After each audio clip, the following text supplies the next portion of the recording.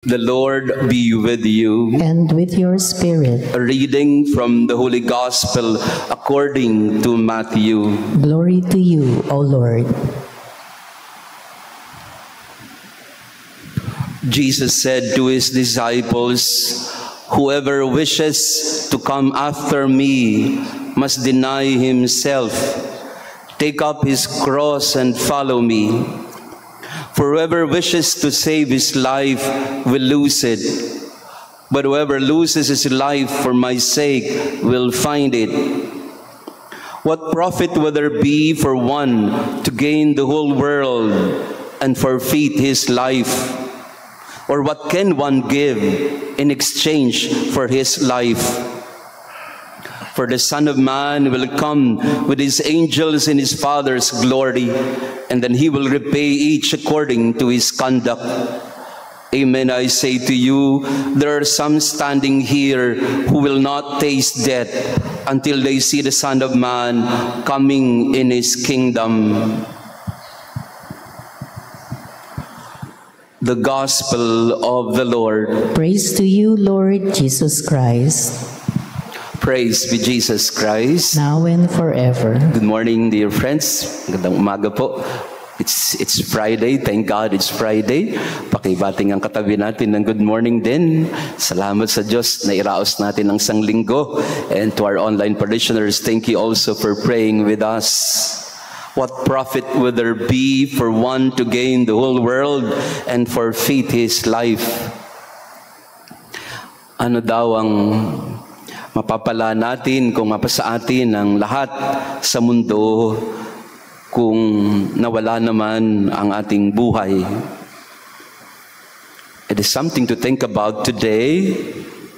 Well, I don't want to go further into the discussion, toxic conversation between Carlos and his family. I leave it to the Chismosa and Marites. But I think this story is gaining so much, popularity and virality because this is about us. Because literally, Carlos has conquered the world in the world of the Olympics. And so you ask yourself, in his place, what profit would there be for one to gain the whole world and forfeit your family? Makamtan mo ang lahat ng tagumpay sa mundo, medalyang ginto at pera, karangyaan at siguro ay kasikatan. Pero ang kapalit naman ay sirang pamilya. So we don't want to go into the details, but I think the story of Carlos and his family speaks so much about our family as well.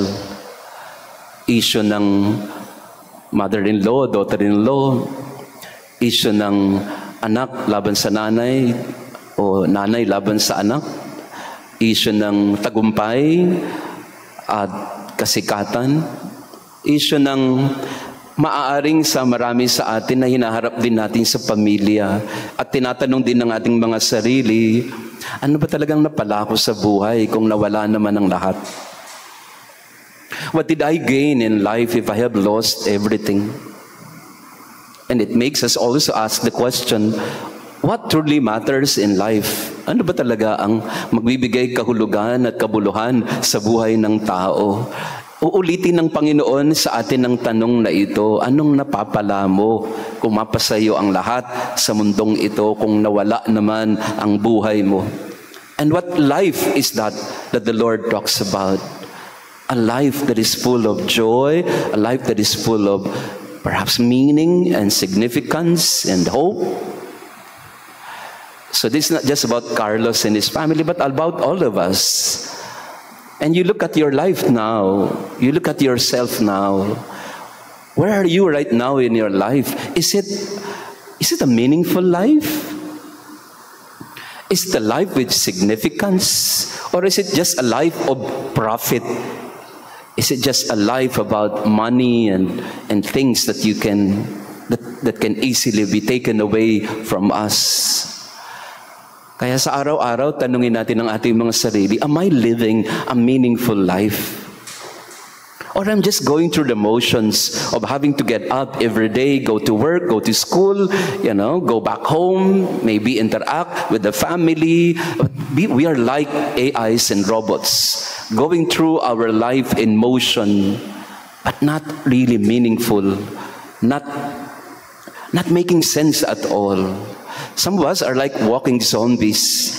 Pagising sa umaga, ligo ka, kain ng breakfast, punta ng trabaho, magagalit sa traffic, tapos bubulyawan ng mga kasama sa opisina, kakain ng lunch, matutulog ng konti, balik sa trabaho, makikipag-away ulit sa boss, and then uwi ng bahay, aawayin din ng asawa. And we do that routine day in and day out. And perhaps for some of us in different situations, like people in the family are sick. So you have to wake up in the morning, you have to take care of the sick member of the family, pupunta ka ng ospital, magdadala ka ng baon, babalik ka ulit, ligo ka ng konti, palit ng damit, babalik na naman sa ospital, at ikaw ay ulit ay mag-aalaga ng may sakit. And that has become your routine for the past few months, for those of you who are in that situation. And so we ask ourselves, bakit napakahirap naman ng buhay? Bakit ganito at ulit-ulit na lang? Doesn't make sense. Nothing makes sense in my life right now. If that is your situation in life, the Lord is speaking to you today and He's telling you, what profit a man if he gains the whole world and you forfeit your life? Meaning, it is not about the burdens that you carry today. It is about the meaning you make sense of it, how you understand and make sense of what's happening in your life. Anong nangyayari? Hindi mahalaga. Ang mahalaga ay anong tingin mo sa mga nangyayari sa buhay mo. Is it meaningful for you? Does it make sense for you? Because if there's no sense and meaning and purpose to it, it will just be a burden to carry day in and day out. Kaya ang sabi ng Panginoon sa Ebanghelyo ngayon, whoever wishes to come after me must learn to carry his cross, deny himself, so that one can follow me. Anong ibig sabihin po noon? Sinasabi ng Panginoon sa atin ay, ang buhay mo, araw-araw, merong burden at cross yan.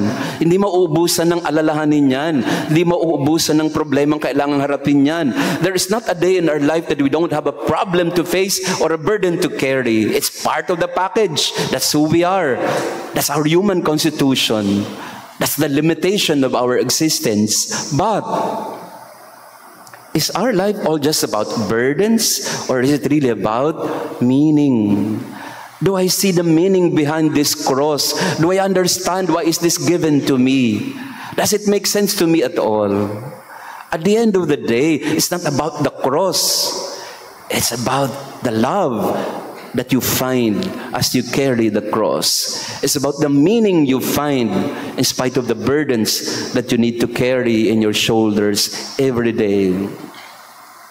Kaya believe din ako kay Carlos, no? Kasi sa dinami-dami ng pinagdadaanan niyang problema sa pamilya niya, he was still able to focus on his game and able to get the goal. I think that tells you a lot about maturity in life.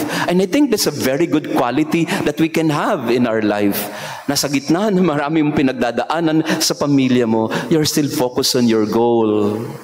And I think that's what also the Lord wants us to do every day of our life. The burdens and the crosses are part of it. But try to understand where they are given to you. Sometimes we live our lives without sense and direction and purpose anymore.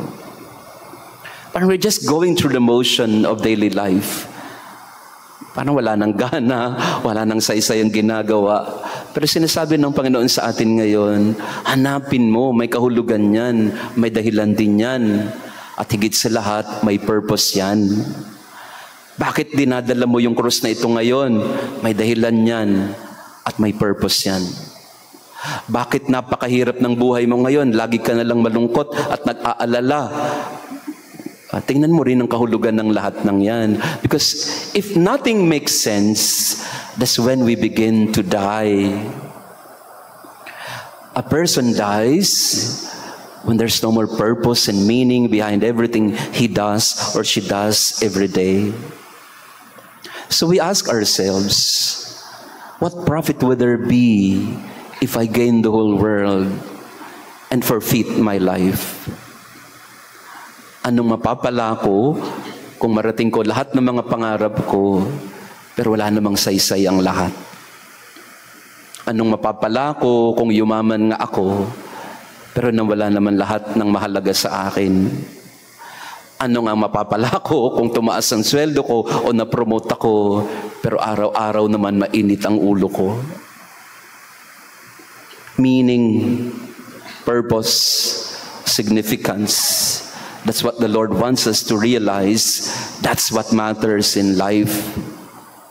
There is something more that money cannot buy or provide. And it is about understanding why in the first place you are here. Understanding why to this day you are alive while others have gone. Understanding the why of your life. Because if you understand it, then every day will be a day full of purpose, full of life, full of hope. So in this Mass, we pray for one another that we may truly find what matters, what is essential in our life.